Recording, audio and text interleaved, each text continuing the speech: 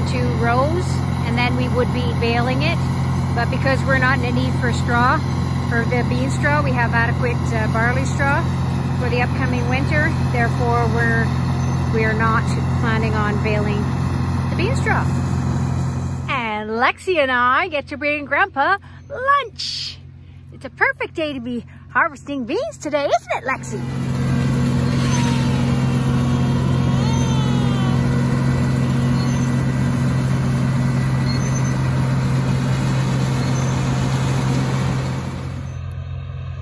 And with the harvesting of soybeans, tends to bring out more ladybugs.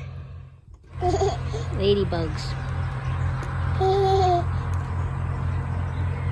I'm not sure if they're exactly ladybugs or they're everywhere. They're all on the wall. Look at them all. That's because we're harvesting soybeans. They come off the beans. They're everywhere.